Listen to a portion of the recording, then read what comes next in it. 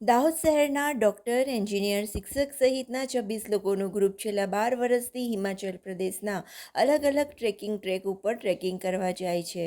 આ વર્ષે 26 જણાનું ગ્રુપ હિમાચલ પ્રદેશના રૂપિન પાસ નામના એક ટ્રેક ઉપર 15,800 ફૂટની ઊંચાઈ ઉપર ટ્રેકિંગ સર કર્યું હતું. નદીઓ અને બરફની શિલાઓ વચ્ચે થઈને હિમાલયની ટોચ ઉપર પહોંચ્યા હતા. ગ્રુપના સભ્યોનું કહેવું છે કે ટ્રેકિંગ ઉપર જઈ અમે કુદરતને નજીકથી નિહાળવાનો મોકો મળે છે.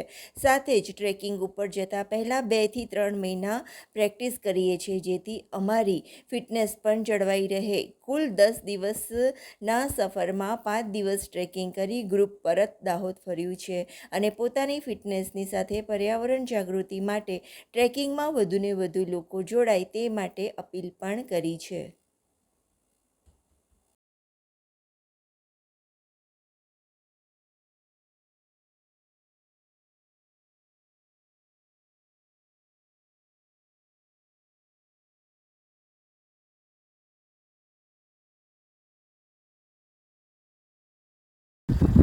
મારું નામ સંજીવ વામણિયા છે.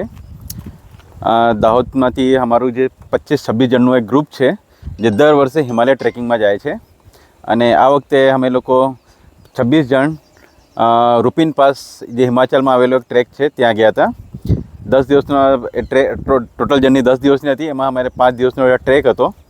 એમાં 5 દિવસમાં અમે એ ટ્રેક સફળતાપૂર્વક સર કરેલો છે.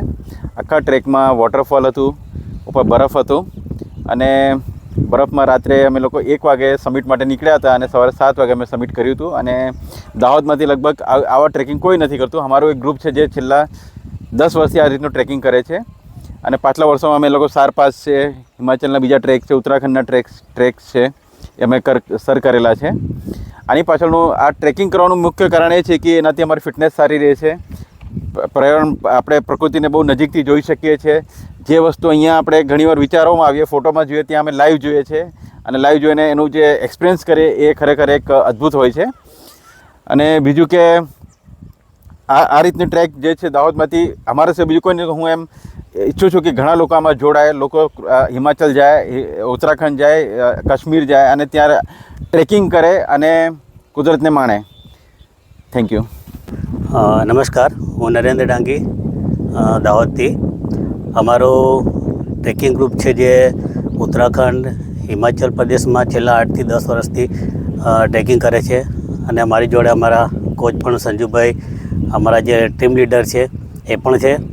અને એમના માર્ગદર્શન હેઠળ અમે આ પર્યાવરણ અને પ્રકૃતિમાં હંમેશા એનો આનંદ માણતા હોઈએ છીએ. છેલ્લો સંદેશ એવો છે કે આપણે આ પ્રકૃતિ અને પર્યાવરણમાં શુદ્ધ ઓક્સિજન મળે, શુદ્ધ વાતાવરણમાં રહીએ અને એની જે શરીરને તંદુરસ્તી મળે છે અમને 3 થી 4 મહિના હંમેશા ફીલ થાય છે.